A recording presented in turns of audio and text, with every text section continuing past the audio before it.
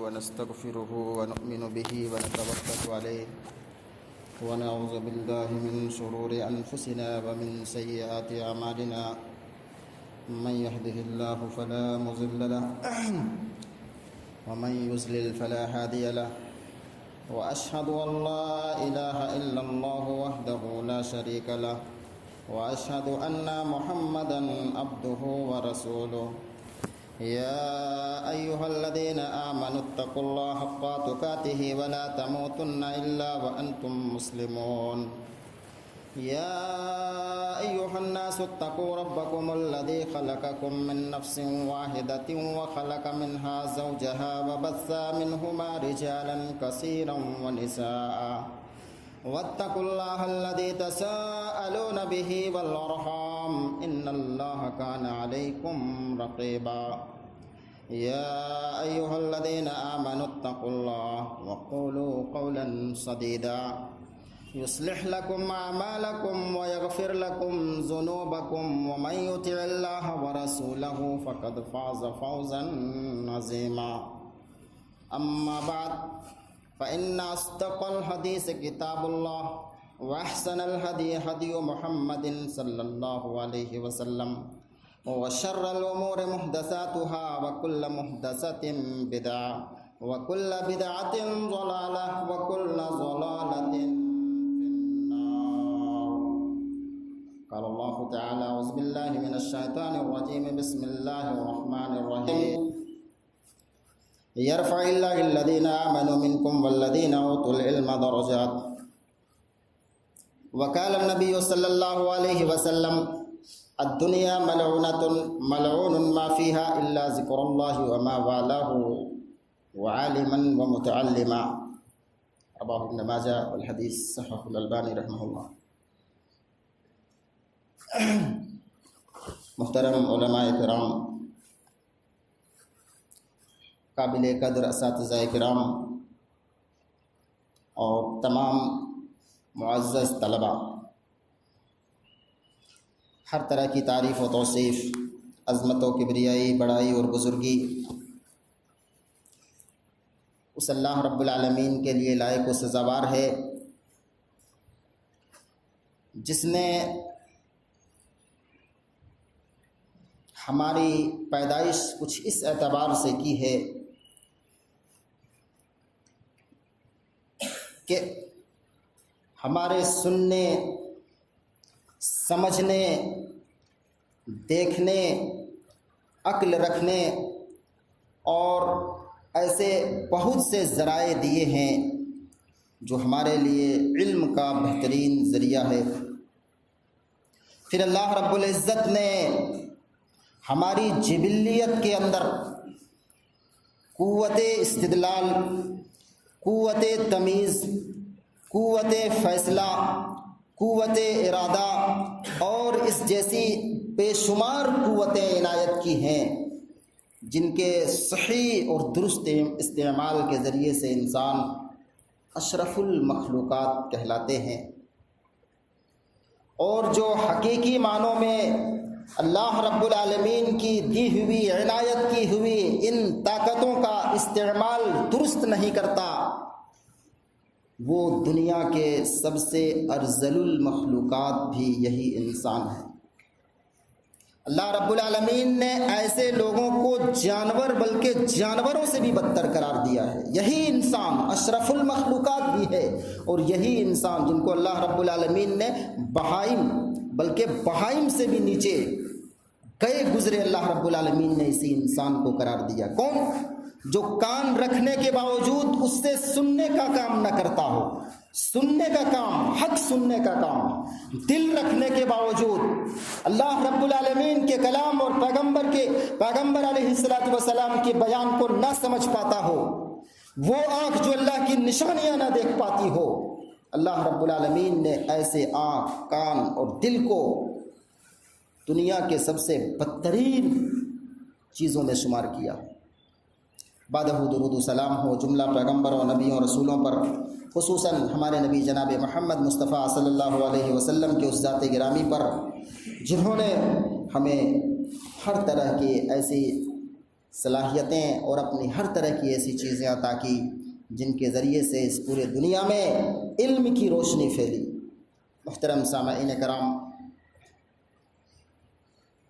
ہم سب مسلمان ہیں، ہمارا ایمان ہے، ہمارا عقیدہ ہے کہ قرآن مجید کے اندر جو کچھ بھی ہے، اللہ رب العالمین کے بیانات جتنے کچھ ہیں سب 100% صحیح ہیں۔ دنیا ادھر کی ادھر ہو سکتی ہے، رات کو دن اور دن کو رات کہہ دیا جا سکتا ہے، لیکن قرآن مجید کے بیانات میں کوئی غلطی نکل جائے، اللہ رب العالمین کے فرمان میں کسی طرح کی کوئی کجی نکل جائے، یہ ناممکن ہے۔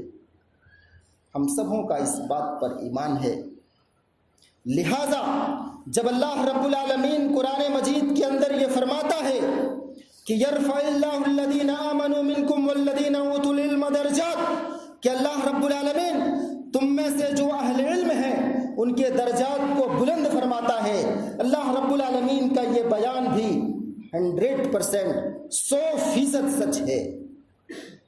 یہی قرآن جب دنیا میں پہلی مرتبہ آیا تو غلاظتوں میں، تمام طرح کے خرافات میں ڈوبے ہوئے عربی معاشرہ، ان کی کایا پلٹ گئی، جہالت اور امیت کا داغ لیے ہوئی عربی قوم جو ذلت کی شرمناک زندگی گزار رہی تھی، جب یہی قرآن ان کے اندر آیا، اس قرآن کے عمل کو یا اس قرآن کے تعلیمات کو اپنایا، تو وہی قوم جو چھوٹی چھوٹی باتوں پر سینکڑوں سالوں تک مار کاٹ کیا کرتی تھی، ایک دوسرے پر لان تان کیا کرتی تھی، وہی قوم اس دنیا کے رہبر بنے، معلم بنے، محقق بنے، مدرس بنے، مفسر بنے اور نئے نئے علوم کے موجد بنے۔ کوئی علم کا بادشاہ ہے، کوئی علم فقہ کا بے تاج بادشاہ ہے، تو کوئی علم تفسیر میں، کوئی علم طب میں، تو کوئی علم ہندسہ میں، کوئی علم جغرافیہ میں، تو کوئی علم حدیث میں، کوئی علم اصول میں۔ غرض یہ کہ ہر طرح کے علوم کو مسلمانوں نے اپنے علم اور اپنی ذہانت سے، قرآن پاک کی تعلیمات سے اس دنیا کے اندر ایجاد کیا۔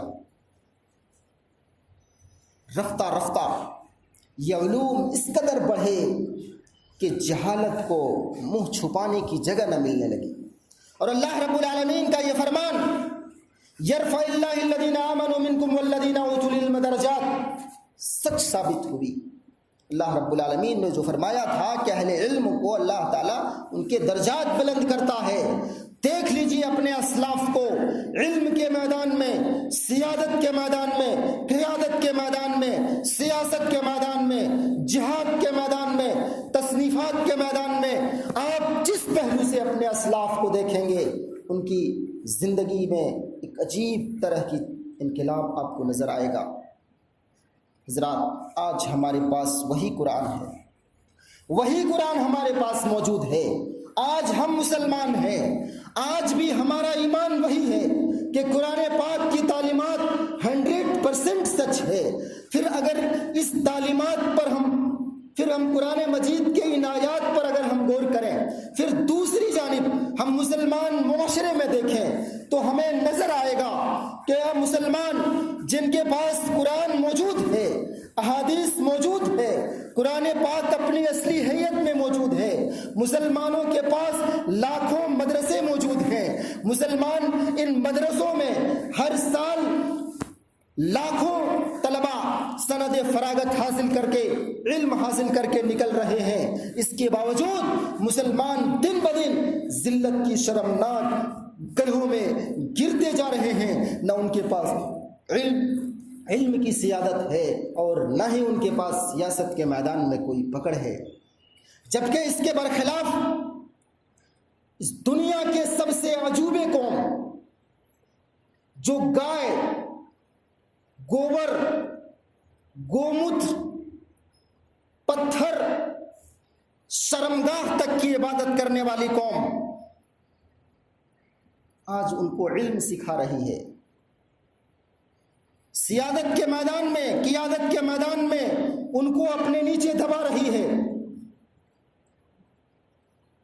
دوسری جانب اگر مغربی اقوام کو دیکھا جائے تو روزانہ نئی نئی ترتیبات اور نئی نئی ٹیکنالوجیاں وہ لوگ ایجاد کر رہے ہیں۔ اسرائیل مٹھی بھر ہونے کے باوجود پوری دنیا پر حکومت کر رہی ہے۔ آخر کیا وجہ ہے؟ آخر کیا وجہ ہے؟ اللہ رب العالمین کا یہ قول کیا غلط ہو گیا؟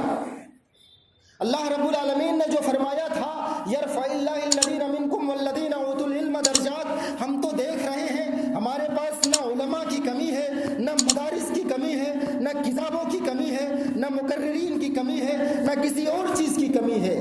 تو پھر اللہ رب العالمین کا یہ بیان، قرآن پاک کی یہ تعلیم کیا جھوٹ ہو گئی؟ اللہ رب العالمین کا کلام جھوٹا ہے؟ نعوذ باللہ، اللہ رب العالمین کا کلام نہیں جھوٹا۔ دو ہی بات ہو سکتی ہے، یا تو قرآن کو جھوٹ مانیے یا اپنے ایمان کو جھوٹ مانیے۔ قرآن کو جھوٹ ماننا کسی کے بس کی بات نہیں، اپنے ایمان کو جھوٹ مانا جا سکتا ہے۔ ہمارے اندر وہ حرص نہیں رہ گئی جو اللہ رب العالمین کے ان برگزیدہ بندوں کے اندر، جو ان انبیاء کے وارثین کے اندر، علماء کے اندر جو حرص ہونی چاہیے، جو علم کے طلب میں ایک دوسرے سے آگے بڑھنے کی سبقت اور کوشش ہونی چاہیے، وہ چیز ہمارے اندر سے فنا ہو گئی۔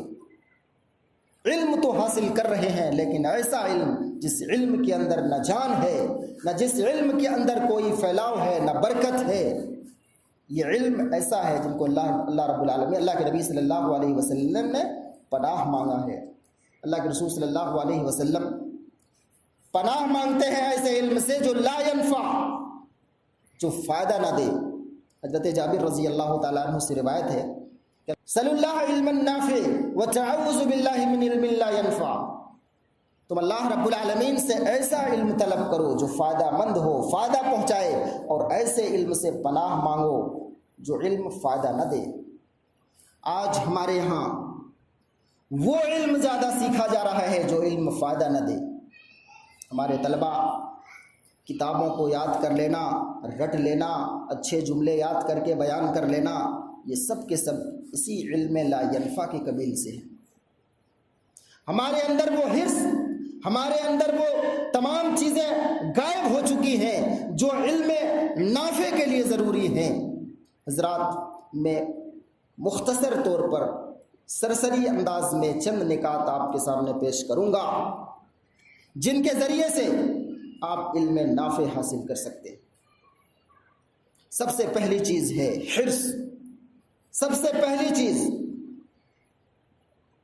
حرص ہونی چاہیے، علم کی طرف فطری میلان، اور حرص اس قدر ہو۔ حضرت ابن عباس رضی اللہ تعالیٰ عنہ مروی ہے، حضرت ابن عباس رضی اللہ تعالیٰ عنہ فرماتے ہیں منہومان لا یشبعان، دو قسم کے لوگ ایسے ہیں جو کبھی سیراب نہیں ہوتے، ایک علم کا طالب، ایک دنیا کا طالب۔ تو علم کے طالب اپنے اندر اس قدر حرص رکھے، اس قدر حرص رکھے کہ کبھی وہ سیراب ہی نہ ہو۔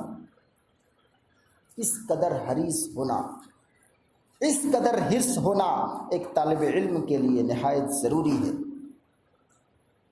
ہمارے اسلاف کا طریقہ ہوا کرتا تھا، جب کوئی عالم علم بیان کرتے تھے تو ان کے دروازے کے اوپر لگے رہتے تھے۔ آج کل کی طرح مدرسہ نہیں رہتا تھا کہ اساتذہ فراہم ہیں، طلباء فراہم ہیں، ساری چیزیں موجود ہیں، پڑھیے، زبردستی پڑھائی جا رہی ہے۔ وہ دور تھا جب لوگ سینکڑوں میل تک جا جا کر کسی استاد کے بارے میں اگر سنتے، کسی شخص کے بارے میں اگر معلوم ہوتا کہ فلاں شخص فلاں کتاب پڑھاتے ہیں، فلاں سبق پڑھاتے ہیں، فلاں فن پڑھاتے ہیں، تو چاہے وہ پیدل چلنا پڑے، چاہے وہ سمندر کو پار کرنا پڑے، مختلف مصائب کو جھیلنا پڑے، ایسے استاد کے دامن میں یا ایسے استاد کے دروازے پر پہنچا کرتے تھے۔ چنانچہ علامہ ذہبی رحمۃ اللہ علیہ نے ایک واقعہ ایسے ہی محمد بن مسلم الانصاری رحمہ اللہ کا لکھتے ہیں، کہتے ہیں محمد بن مسلم الانصاری رحمۃ اللہ علیہ کہتے ہیں کہ ہم محمد بن مصعب القرقسانی رحمہ اللہ کے دروازے میں ہم کچھ ساتھی، ہم لوگوں کو معلوم ہوا کہ شیخ حدیث بیان کرتے ہیں، ہم لوگ ان کے دروازے میں جا کر کھڑے ہو گئے۔ ہم لوگوں کا شوق تھا کہ کاش استاد محترم نکلے اور کوئی حدیث، ایک ہی حدیث سنا دے، ہمارا ان سے واسطہ جڑ جائے گا، ہماری ان سے سند جڑ جائے گی۔ شیخ محترم نکلے اور انہوں نے کہا کہ آج میرے دماغ میں ایک شعر کھٹک رہا ہے، اگر کسی نے اس شعر کو بتا دیا کہ کس شاعر کا شعر ہے تو میں اس کو 3 حدیث سناؤں گا۔ علامہ محمد بن احمد الانصاری رحمہ اللہ کہتے ہیں کہ ہمارے ایک ساتھی، عراقی ساتھی تھے جو شعر و شاعری سے دلچسپی رکھتے تھے، انہوں نے کہا استاد محترم سنائیے تو صحیح۔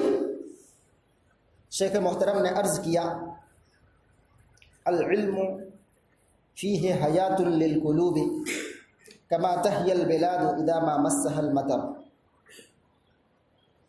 یہ وہ شعر ہے جو اظہار العرب میں بھی ہے۔ کہتے علم ایک ایسی چیز ہے جو جس کے اندر دلوں کی زندگی ہے، جس طرح سے زمین پر بارش ہونے کے بعد زمین لہلہا اٹھتی ہے۔ اس عراقی ساتھی نے کہا حضور یہ تو علامہ سابق البربری رحمہ اللہ کا شعر ہے۔ کاش ٹھیک تم نے سچ کہا، آگے فرمائیے اس کا آگے کیا ہے؟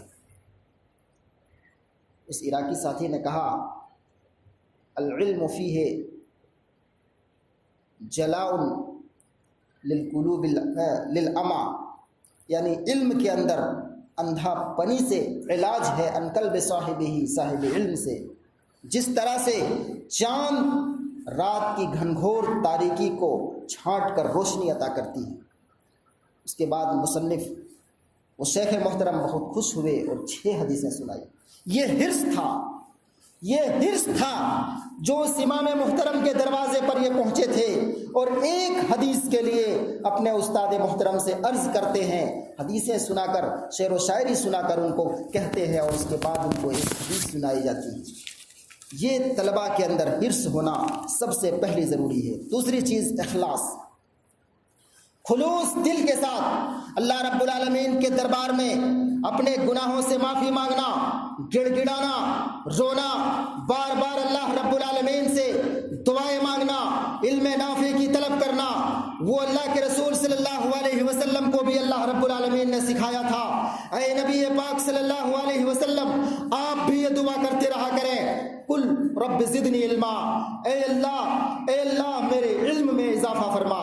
تو انبیاء کرام کو اللہ رب العالمین خطاب کر کے کہہ رہا ہے، تو عوام کے لیے اور لوگوں کے لیے تو ان سے نیچے ہے اپنے آپ کو اللہ رب العالمین کے دربار میں پیش کرنا، گڑ گڑانا، رونا، اللہ رب العالمین سے علم نافع کی طلب کرنا ہر شخص کے لیے ضروری ہے۔ تو سب سے پہلی چیز تو تقویٰ، پرہیزگاری اس کے لیے سب سے عین چیز ہے، ریاکاری سے بچنا سب سے بڑی چیز ہے۔ اس کے بعد صبر بھی اس فن کے لیے، علم نافع حاصل کرنے کے لیے ایک بہت بڑی چیز ہے۔ صبر، اس میدان میں بڑی مشقتیں آتی ہیں، بڑی پریشانیاں آتی ہیں۔ آج ہم لوگ اس بات کا تصور نہیں کر سکتے، ہمارے پاس ساری چیزیں موجود ہیں، سارے اسائس موجود ہیں، ہر چیز، نہ پیسے کی کمی ہے، نہ روپیہ اور نہ صابن، نہ تیل، نہ کھانے پینے، نہ بستر، کسی چیز کی کمی نہیں۔ ہم اپنے اسلاف کی چند جھلکیاں آپ کے سامنے پیش کر رہے ہیں کہ کس طرح سے ہمارے اسلاف نے علم حاصل کیا تھا، تو ان کے علم میں برکت تھی۔ آج ہم جس علم حاصل کر رہے ہیں وہ علم نافع نہیں ہے۔ ہمیں علم نافع بنانے کے لیے اپنے اسلاف کے طریقہ کار کو اپنانا پڑے گا۔ سلف صالحین نے جو طریقہ اپنایا تھا علم نافع اس کے حصول کا، وہی طریقہ آج ہمیں اپنانا پڑے گا۔ چنانچہ امام ذہبی رحمۃ اللہ علیہ نے ایسے ہی صبر کے تعلق سے ایک واقعہ امام طاہر المقدسی رحمۃ اللہ علیہ کا نقل کیا ہے۔ دیکھیے علم کے میدان میں کس طرح سے صبر کرتے ہیں۔ کہتے ہیں تونس میں ایک جگہ کا نام ہے، 6-7 مہینہ مجھے رہنا پڑا۔ کون کہہ رہے ہیں؟ طاہر المقدسی رحمۃ اللہ علیہ۔ یہ واقعہ ہے سیر اعلام النبلاء کے اندر اور الجمع بین الصحیحین کے اندر۔ کہتے ہیں کہ وہاں ایک مدت تک مجھ کو رہنا پڑا۔ کچھ لمحات تو ایسے آئے، کچھ لمحات میرے اوپر ایسے آئے جو ناقابل بیان ہے۔ کہتے ہیں ایک مرتبہ کا واقعہ وہ خود بیان کرتے ہیں کہ میرے پاس ایک ہی درہم بچا تھا، ادھر مجھے کاغذ اور قلم بھی خریدنا ہے اور کھانا بھی خریدنا ہے۔ میں اسی کشمکش میں پڑا ہوا تھا کہ کس کو کس پر ترجیح دوں۔ کاغذ و قلم خریدتا ہوں تو کھانا چھوٹتا ہے، اور اگر کھانا خریدتا ہوں تو کاغذ قلم چھوٹتا ہے۔ اسی کشمکش میں 3 دن گزر گئے، 3 دن گزر گئے۔ چوتھے دن کی جب صبح ہوئی تو میں نے اپنے جی میں سوچا کہ آج اگر میں کھانا چھوڑ کر کاغذ و قلم خریدتا ہوں تو کاغذ و قلم خرید کر بھی مجھے کوئی فائدہ نہ ہوگا، کیونکہ میری روح تو ایسے قبض ہو جائے گی۔ چنانچہ یہ سوچ کر میں نے سوچا کہ کیوں نہ کھانا ہی خرید لیا جائے۔ یہ سوچ کر میں نکلا، اس درہم کو اپنے منہ میں رکھا تھا۔ اللہ کا کرنا ایسا ہوا کہ وہ درہم بھی حلق سے نیچے اتر گیا۔ 1 درہم ہے وہ بھی چلا گیا۔ اپنی قسمت پر مجھے ہنسی آ گئی۔ ایک شخص نے مجھے، ایک ساتھی تھے، اس نے دیکھ لیا، کہا کہ کیوں ہنس رہے ہو؟ کہا کیا بتاؤں، سب ٹھیک ہے، اللہ کا کرم ہے۔ کہا نہیں بتانا پڑے گا۔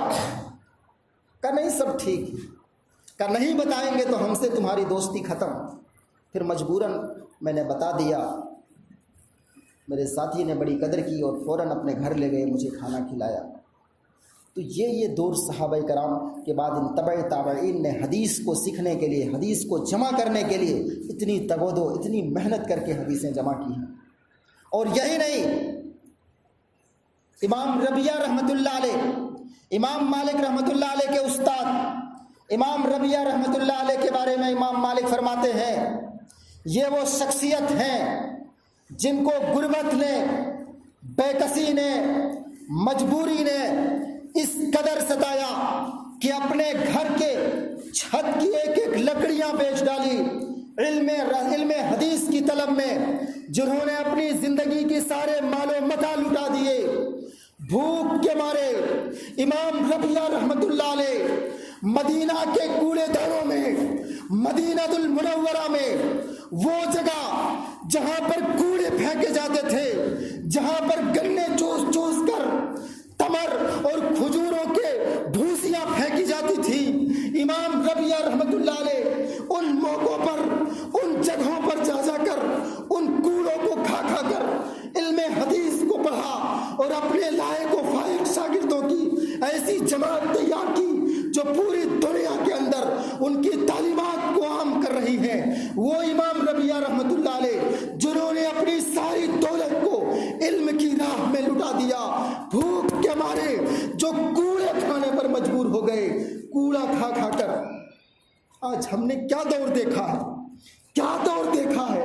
ہم چاہتے ہیں کہ علم میں ہم سب سے اعلیٰ رہے، ہم اپنے اسلاف کے طریقے کو بھول جائیں، ہم اپنے اسلاف کی ڈگر کو بھول جائیں اور یہ سوچیں کہ ہم فائق ہو جائیں۔ کیا وہ انسان نہ تھے؟ کیا ان کے اندر کھانے پینے کا شوق نہ تھا؟ کیا ان کے اندر اچھی کمائی اور اچھی چیزیں رکھنے کا شوق نہ تھا؟ کس لیے انہوں نے قربانیاں دی؟ کس لیے انہوں نے اپنے آپ کو لٹایا؟ اس علم کے لیے جس علم کو ہم حاصل کرنا چاہتے ہیں۔ ہم چاہتے ہیں کہ اللہ رب العالمین ہمارے درجات کو بلند کرے، ایسے ہی پڑے رہیں، ایسے ہی پڑے رہیں اور ہمارے درجات بلند ہو جائیں۔ امام رازی رحمۃ اللہ علیہ کا واقعہ ایسے ہی سیر اعلام النبلاء کے اندر خود بیان کرتے ہیں کہ مصر کے اندر مجھے 6 مہینہ رہنا پڑا۔ امام الرازی رحمۃ اللہ علیہ کہہ رہے ہیں، جو علم نقد کے سب سے بڑے امام ہیں، سب سے بڑے امام، کون راوی صحیح ہے کون ضعیف ہے اس کے سب سے بڑے امام ہیں، کہتے ہیں کہ 6 مہینہ مجھے مصر میں رہنا پڑا، کبھی کھانے کی اچھی چیز مجھے نہیں ملی، ہم ساتھیوں کو کھانے پینے کی کوئی بھی اچھی چیز نہ ملی، پورا دن ہمارا منقسم تھا کہ ایک استاد کے پاس پڑھ کر آتے تو پیدل پھر دوسرے کٹ جاتا، راتیں ہوتی، رات ہو جایا کرتی، پھر اپنے علم کے مذاکرے میں راتیں گزر جاتی، پھر سونے کا ٹائم آتا، سو جاتے، کبھی کھانے پینے کی کوئی بہتر چیز ہی نہیں ملتی۔ وہ خود اپنا واقعہ بیان کرتے ہیں کہ ایک دن ایک استاد کے پاس گیا تو پتا چلا کہ شیخ بیمار ہیں، آج درس نہیں دے پائیں گے۔ موقع ملا، وہاں سے واپس ہو رہے تھے، بازار میں وہیں پر مچھلی بیچ رہے تھے کچھ شخص، مجھے مچھلی پسند آئی، ہم لوگوں نے خرید لیا، مچھلی خرید کر گھر لایا، اب جہاں رہتے تھے وہاں پر لایا، تب تک کسی دوسرے استاد کے پاس جانے کا ٹائم ہو گیا۔ ہم لوگوں نے مچھلی وہیں رکھا، دوسرے استاد کے پاس فوراً پڑھنے گئے، پھر وہاں سے دوسرے، پھر وہاں سے تیسرے، ایسے ہی 3 دن گزر گیا، مچھلی دھری کی دھری رہ گئی۔ ہم لوگوں کو اندیشہ ہونے لگا کہ کہیں سڑ نہ جائے، اس لیے کچا ہی کھا لیا۔ اس کے بعد امام حاتم الرازی رحمۃ اللہ علیہ ایک بات کہتے ہیں کہ لا یستطاع العلم براحۃ الجسم، جسم کو آرام دے کر علم حاصل نہیں کیا جا سکتا۔ اپنا تجربہ بیان کرنے کے بعد امام حاتم الرازی رحمۃ اللہ علیہ کہتے ہیں کہ لا یستطاع العلم براحۃ الجسم، جسم کو آرام دے کر آپ علم حاصل کرنا چاہتے ہیں تو یہ قطعی ممکن نہیں۔ اور یہ ٹکڑا امام مسلم رحمۃ اللہ علیہ کے مقدمہ کے اندر بھی موجود۔ برج جمہر کا واقعہ سنے ہوں گے، میں نے ایک واقعہ، اس واقعہ کو بارہا ذکر بھی کیا۔ لوگوں نے پوچھا، جو کلیلہ دمنہ کے اس ہندوستان سے لے جا کر جنہوں نے ترجمہ کیا، اس مترجم کے یا اس شخص کی زندگی پر ایک خاکہ لکھنے والے برج جمہر، ان سے پوچھا کسی نے، بما ادرکت ما ادرکت، آپ اتنے بڑے عالم کیسے ہو گئے؟ قالا ببکور کبکور الغراب وصبر کصبر الحمار وحرص کحرص الخنزیر، 3 چیزوں کی وجہ سے میں اتنا بڑا عالم بنا۔ کووں کی طرح چونچ مارا ہے، گدھوں کی طرح صبر کیا ہے، اور خنزیر کی طرح حرص ہے ہمارے اندر۔ کوا کو جہاں بھی دانا ملتا ہے چونچ مارتا ہے۔ ایک طالب علم کو جو حقیقی معنوں میں طالب علم بننا چاہتا ہو، جو اپنے اسلاف اور علم کی برکتیں دیکھنا چاہتا ہو، ایسے شخص کے لیے بھی جہاں کہیں دانا ملے، جہاں کہیں علم نافع ملے، اس کوے کی طرح چونچ مارنی پڑے گی۔ اور دوسرے نمبر پر سور بہت ہی حریص جانور ہوتا ہے، ایسے ہی حرص طالب علم کو علم کی طلب میں ہونی چاہیے۔ اور گدھا دنیا کا سب سے ذلیل جانور جس کو کہہ لیجئے، ان کو مار دیجئے، پیٹ دیجئے، لات دیجئے، کھانا پینا تک بند کر دیجئے، پھر بھی صبر کرے گا، کبھی بے صبری کا مظاہرہ نہیں کرے گا۔ تو علم کی طلب میں آپ کو جتنی بھی پریشانی آئے گی، چاہے وہ روپے پیسے کی پریشانی ہو، کھانے پینے کی پریشانی ہو، رہنے دہنے کی پریشانی ہو، یا کسی بھی طرح کی پریشانی ہو، آپ کو اسی صبر کی بنا پر آپ کو لڑنا ہوگا، اور ایسے ہی صبر کرنے کی ضرورت پڑے گی۔ تبھی جا کر آپ حقیقی معنوں میں علم کے سمندر اپنے اندر سمیٹ سکتے ہیں۔ حرص اور صبر علی الاذی، ذوق مطالعہ، تیسری چیز جو ہے وہ ہے ذوق مطالعہ۔ آپ کے اندر مطالعے کی ایک ایسی میلان ہو، مطالعہ کا آپ اس قدر شوقین ہو کہ آپ کو کبھی چین ہی نہ ملے جب تک مطالعہ نہ کریں۔ اس کے بھی کچھ واقعات آپ لوگوں کے سامنے اپنے اسلاف کے میں بیان کرتا ہوں، اور یہ واقعہ میں نے بیان کیا ہے۔ امام مالک رحمۃ اللہ علیہ کے بہت سے شاگرد ہیں، مدینہ میں امام مالک رحمۃ اللہ علیہ درس حدیث دیا کرتے تھے، ان کے پاس علم حاصل کرنے کے لیے دنیا کے کونے کونے سے لوگ آیا کرتے تھے، سمندر پار کر کے۔ مغرب سے ایسے ہی اندلس سے آنے والے یحییٰ بن یحییٰ الاندلسی رحمۃ اللہ علیہ کا واقعہ آپ لوگ سنے ہوں گے، بہت ہی معروف و مشہور واقعہ ہے۔ امام مالک رحمۃ اللہ علیہ درس دے رہے تھے، ایک مرتبہ ہاتھی آ گیا، کسی شخص نے ہاتھی لایا۔ چونکہ عرب میں ہاتھی نہیں ہے، اس لیے سارے لوگ دوڑ پڑے ہاتھی کو دیکھنے کے لیے۔ امام مالک رحمۃ اللہ علیہ کے اس تمام شاگردوں میں سے ایک شاگرد بیٹھا رہا، وہ تھا یحییٰ بن یحییٰ الاندلسی رحمۃ اللہ علیہ۔ امام مالک نے پوچھا بھائی آپ کے علاقے میں بھی ہاتھی نہیں ہوتا، آپ کیوں نہیں گئے؟ امام یحییٰ بن یحییٰ الاندلسی رحمۃ اللہ علیہ نے کہا شیخ محترم میں مغرب سے چل کر سمندر پار کر کے مدینہ آیا ہوں، اس غرض سے نہیں آیا کہ میں دنیا کی چیزیں ہاتھی اور جانور دیکھتا پھروں، میں تو اس لیے آیا ہوں کہ تاکہ آپ سے کسب فیض کروں، آپ سے علم حدیث سیکھوں اور آپ کے درس میں بیٹھ کر اپنے علم کو سنواروں۔ آج دنیا موطا امام مالک کا وہی نسخہ سب سے معتبر ہے جو امام یحییٰ بن یحییٰ الاندلسی نے لکھا۔ پوری دنیا میں موطا امام مالک امام یحییٰ بن یحییٰ الاندلسی رحمۃ اللہ علیہ کی چل رہی ہے۔ سارے شاگردان کہاں گمنام کہاں گم ہو گئے پتہ ہی نہیں چلا۔ تو وہی کامیاب ہوتا ہے جو محنت کرتا ہے، برابر لگا رہتا ہے۔ حال کے دنوں کی ایک واقعہ علامہ شبلی رحمۃ اللہ علیہ نے اپنے سوانح میں لکھا ہے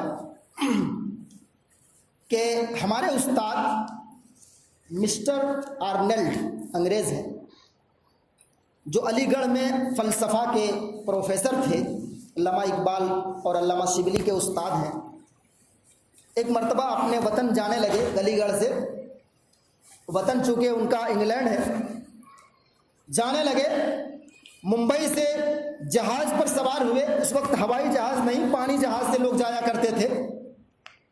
جہاز میں سوار ہوئے جانے لگے۔ علامہ شبلی رحمۃ اللہ علیہ کہتے ہیں کہ اپنے استاد محترم مسٹر آرنلڈ کے ساتھ میں بھی سوار ہو گیا ان کے وطن جانے کے لیے۔ جب کشتی بیچ سمندر پر پہنچی تو جہاز کا انجن ٹوٹ گیا، جہاز کا انجن ٹوٹ گیا، پورے جہاز میں افراتفری مچ گئی۔ جہاز کے جو چلانے والے تھے ان سے بچنے کے تراکیب سوچنے لگے، سب ادھر ادھر گھبرائے ہوئے ہائے ہائے کر رہے تھے۔ دوڑتے ہوئے میں اپنے استاد محترم مسٹر آرنلڈ کے پاس جاتا ہوں تو کیا دیکھتا ہوں کہ وہ اپنے کتاب کے مطالعے میں مشغول ہے۔ میں نے جاتے ہوئے کہا استاد محترم آپ کو کچھ پتہ بھی ہے؟ کہا ہے معلوم ہے جہاز کا انجن ٹوٹ گیا۔ پھر میں نے کہا جہاز کا انجن ٹوٹ گیا ہے، ہم لوگ بیچ سمندر میں ہیں، پھر یہ بھی کوئی مطالعہ کا وقت ہے؟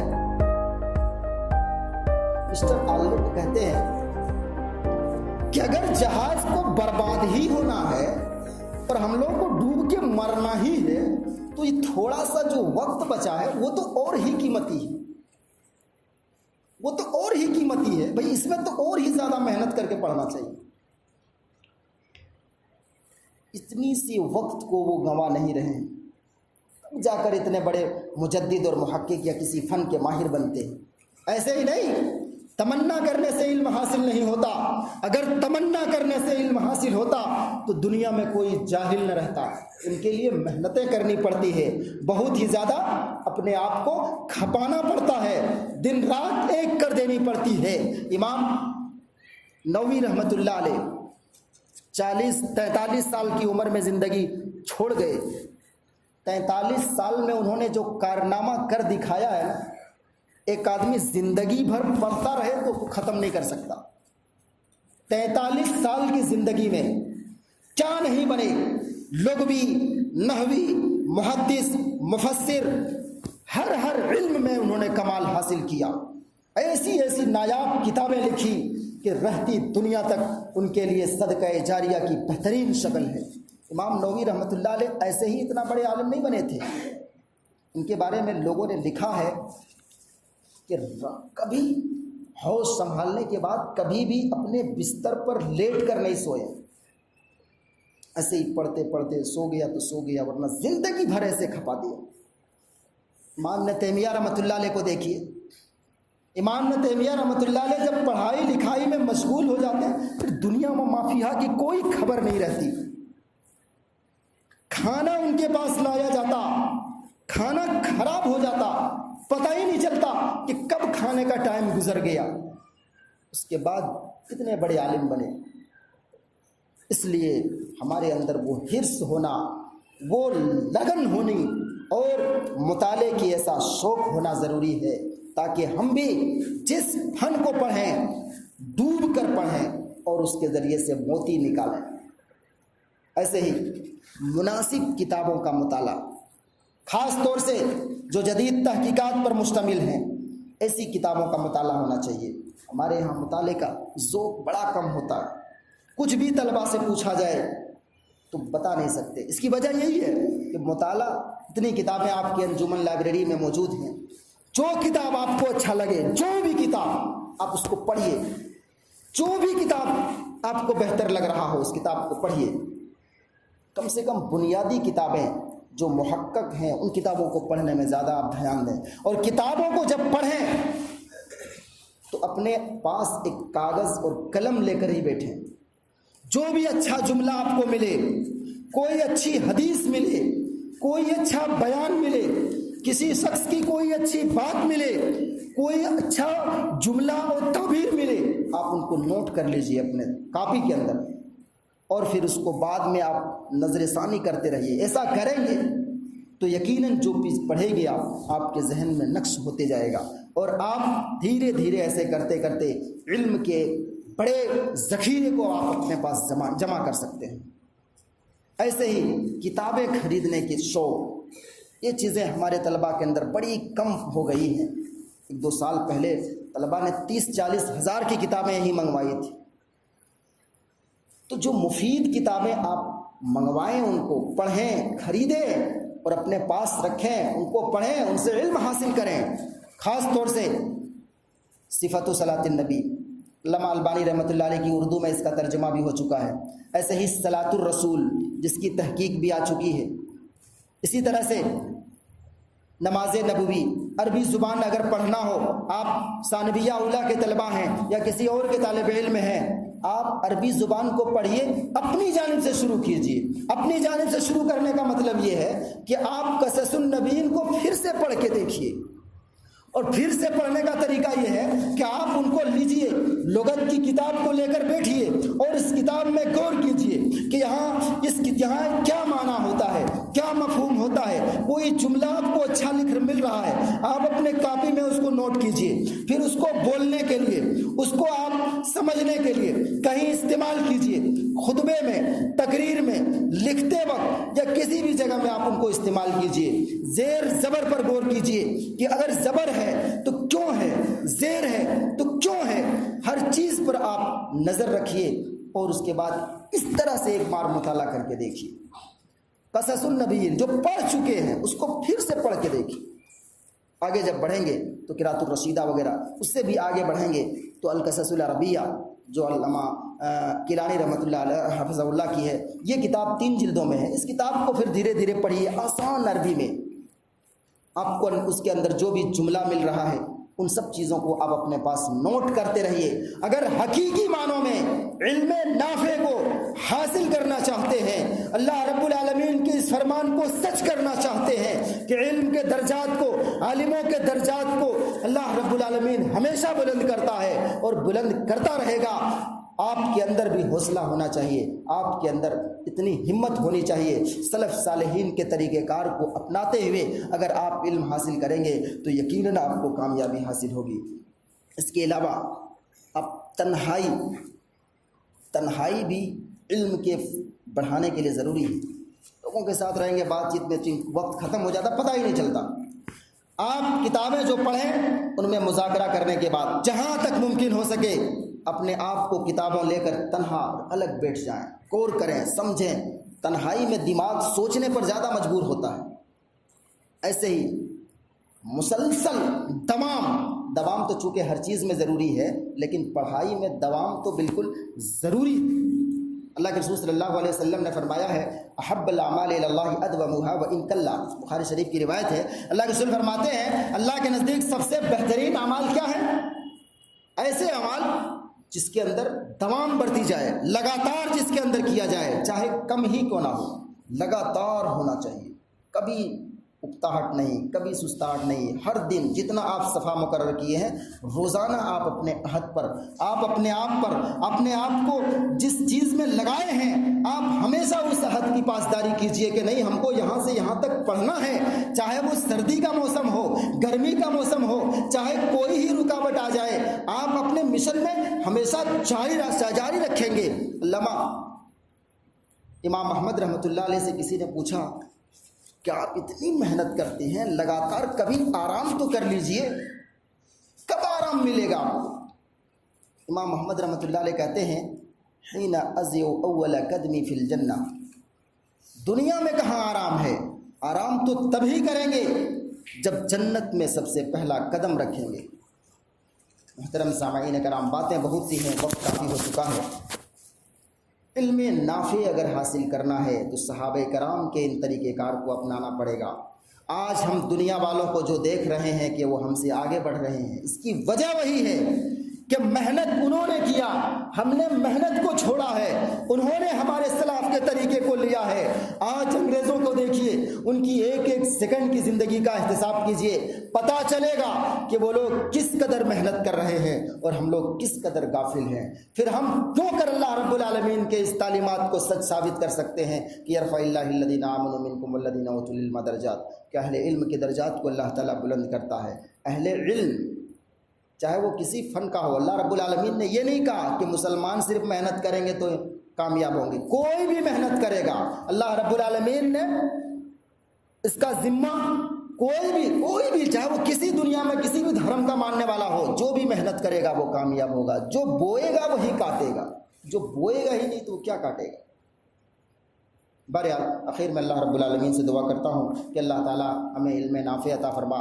اللہ رب العالمین ہمارے طلباء کے اندر وہ شوق دے، وہ ذوق دے کہ صحیح معنوں میں علم حاصل کر سکیں، صحیح کتابوں کا مطالعہ کر سکیں اور اپنے علم کے اندر وسعت لائیں تاکہ معاشرے سے برائیاں ختم ہو سکے اور اللہ رب العالمین کے جو انعامات اور برکات ہیں، اللہ رب العالمین نے جو مسلمانوں کے لیے خاص کر رکھے ہیں، جو نعمتیں، ان نعمتوں کو پورے طور پر ہم پھر سے دنیا میں دیکھ سکیں۔ اللہ رب العالمین ہمیں صحیح معنوں میں علم نافع عطا فرما تاکہ ہمارے علاقے سے، ہمارے معاشرے سے، مسلم قوم سے یہ پستی دور ہو اور پھر رحمتوں اور برکتوں کا نزول ہو۔ آمین، متقبل یا رب العالمین۔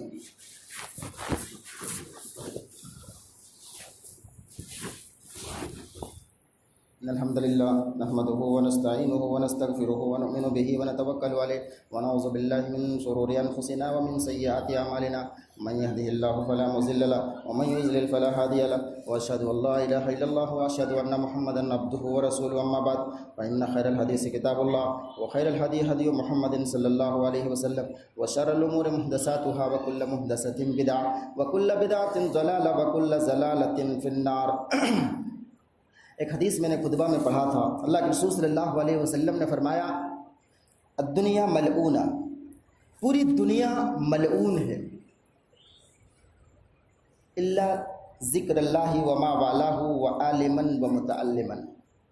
اللہ کے رسول صلی اللہ علیہ وسلم نے فرمایا اس دنیا میں جتنی بھی چیزیں ہیں جو اللہ رب العالمین کے تعلیمات سے غافل کرنے والی ہیں، وہ تمام چیزیں ملعون ہیں۔ بہترین چیز صرف اللہ اور اللہ سے متعلقات، اللہ اور اللہ سے متعلق ساری چیزیں جو اللہ تک لے جانے والی ہیں، اور علم اور طالب علم، یہی چیزیں ہیں جو دنیا میں سب سے بہتر چیزیں ہیں۔ تو علم نافع کے حصول کے لیے ضروری ہے کہ محنت کریں، طلب علم برابر جاری رکھیں اور جو علم سیکھ چکے ہیں ان کو بھی بار بار دہراتے رہیں۔ چنانچہ کسی محقق کا کہنا ہے کہ عالم اسی وقت تک رہتا ہے جب انسان متعلم رہتا ہے، یعنی عالم اسی وقت عالم کہلاتا ہے جب تک وہ طالب علم ہوتا ہے۔ جس دن انہوں نے طلب علمی کو چھوڑا اس دن وہ جاہل ہو جاتا ہے۔ تو طلب علم ہمیشہ رکھیے۔ فارغ ہو جانے کا مطلب یہ نہیں کہ فارغ ہو گئے بس اب پڑھنا ہی نہیں، فارغ ہونے کے بعد بھی طالب علم رہیے۔ ایک حقیقی مسلمان زندگی بھر جو طالب علم رہتا ہے وہی صحیح معنوں میں معلم بن سکتا ہے، حقیقی معنوں میں۔ علامہ خلیل رحمۃ اللہ علیہ نے کہا ہے کہ علماء لوگ چار طرح کے، مختصر بات ہے میں ختم کر رہا ہوں، چار طرح کے لوگ ہوتے ہیں۔ ایک شخص وہ علماء لوگ چار طرح کے ہوتے ہیں. رجل یدری ویدری انہ یدری فذلک عالم، ورجل لا یدری ویدری انہ لا یدری فذلک جاہل فعلموا، ورجل یدری ولا یدری انہ یدری فذلک عاقل فنبہوا، ورجل لا یدری ولا یدری انہ لا یدری فذلک جاہل احمق فاحذروا. امام خلیل رحمۃ اللہ علیہ کہتے ہیں لوگ چار طرح کے ہوتے ہیں. ایک شخص وہ جو جانتا ہے اور یہ بھی جانتا ہے کہ وہ جانتا ہے، وہ عالم، اس کی بات مانیے، اس کو چلیے. اور ایک شخص وہ جو نہیں جانتا ہے اور وہ یہ بھی جانتا ہے کہ میں نہیں جانتا ہوں، ایسا آدمی جاہل ہے، ایسے شخص کو سکھاؤ. اور تیسرے نمبر پر وہ آدمی ہے جو جانتا ہے لیکن ان کو نہیں معلوم کہ وہ جانتا ہے، ایسا آدمی عاقل ہے، بس اس کو اشارہ کیجئے، سمجھائیے تو وہ سمجھے گا، تو وہ خود بخود سمجھ لے گا. اور ایک آدمی وہ جو نہیں جانتا ہے لیکن وہ یہ نہیں جانتا کہ میں نہیں جانتا، نہیں جانتا لیکن وہ یہ نہیں جانتا کہ میں نہیں جانتا، ایسا آدمی بہت ہی بڑا مکار اور فریبی ہے. ایسے آدمی سے بچیے. تو ہم آپ لوگوں کو ایسا بنانا چاہتے ہیں کہ جانتے ہیں لیکن آپ کو یہ نہیں معلوم کہ ہم نہیں جانتے ہیں، عاقل ہیں، جانتے ہیں، بوجھتے ہیں، سمجھ رکھتے ہیں، محنت کریں گے.